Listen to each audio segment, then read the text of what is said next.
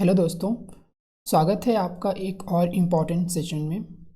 आज हम डिस्कस करेंगे एक ऐसे टॉपिक को जो हर इंडियन सिटीजन के लिए जानना ज़रूरी है और साथ ही आपके एग्ज़ाम्स के लिए भी काफ़ी इम्पॉर्टेंट है, जो है फंडामेंटल ड्यूटीज़ यानी मौलिक कर्तव्य।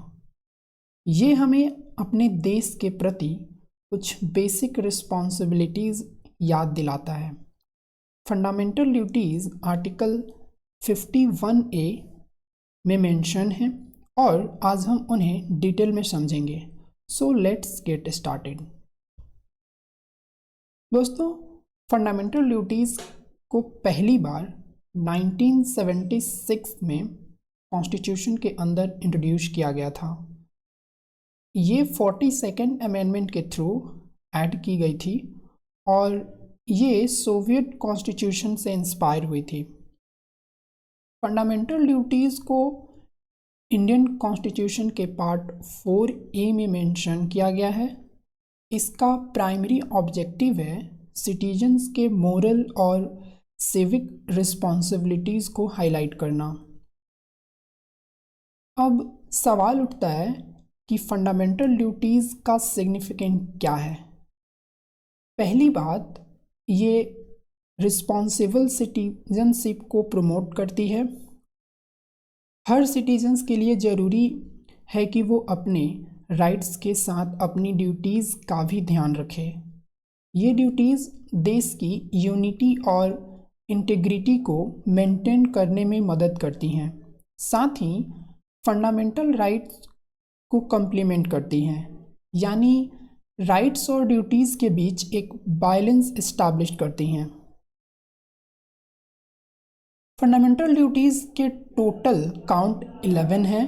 आइए इन्हें एक एक करके देखते हैं। तो पहला है कॉन्स्टिट्यूशन, नेशनल फ्लैग और नेशनल एंथम का रिस्पेक्ट करना।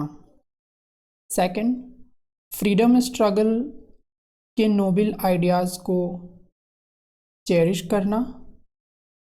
थर्ड, सोवेरेनिटी, यूनिटी और इंटीग्रिटी को अपहोल्ड करना।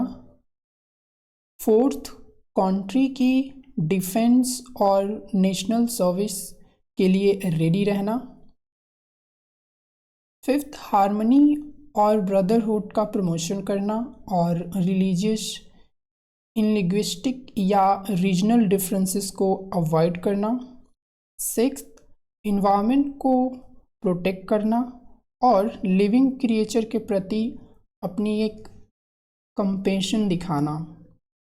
सेवेंथ, साइंटिफिक टेम्पर और ह्यूमनिज्म को डेवलप करना। एट, पब्लिक प्रॉपर्टीज़ को सेफगार्ड करना। नाइन्थ, हर स्फीयर में एक्सेलेंस अचीव करने की कोशिश करना। और टेंथ और फाइनली एजुकेशन को प्रमोट करना, जो 86 अमेंडमेंट के थ्रू 2002 में इसे ऐड किया गया। ड्यूटीज़ का रोल सिर्फ कॉन्स्टिट्यूशन तक लिमिटेड नहीं है, ये हमारी डेली लाइफ में भी इम्पैक्टफुल हैं। ये हमें सोशल रिस्पॉन्सिबिलिटीज़ का एहसास दिलाता है और देशभक्ति को बढ़ावा देता है। जब हम अपनी ड्यूटीज़ फॉलो करते हैं तो सोसाइटी का जो कॉन्फ्लिक्ट है और डिफरेंसेस को भी हम रिड्यूस करने में काफ़ी ये मदद मिलता है। जहाँ फंडामेंटल ड्यूटीज़ की इम्पॉर्टेंस है, वहीं इनकी कुछ क्रिटिसिज्म भी हैं। सबसे बड़ी प्रॉब्लम ये है कि ये एक लीगली इन्फोर्सेबल नहीं है। अगर कोई सिटीज़न अपनी ड्यूटीज़ फॉलो नहीं करता तो गवर्नमेंट उस पर कोई लीगल एक्शन नहीं ले सकती। इसके अलावा कुछ ड्यूटीज़ जनरल नेचर की हैं, जिनके एग्जैक्ट स्कोप को डिफ़ाइन करना मुश्किल है। और एक और प्रॉब्लम है अवेयरनेस की कमी। काफ़ी सिटीजन को अपनी ड्यूटीज़ के बारे में पता ही नहीं होता। तो दोस्तों, फंडामेंटल ड्यूटीज़ और फंडामेंटल राइट्स एक दूसरे को कॉम्प्लीमेंट करते हैं।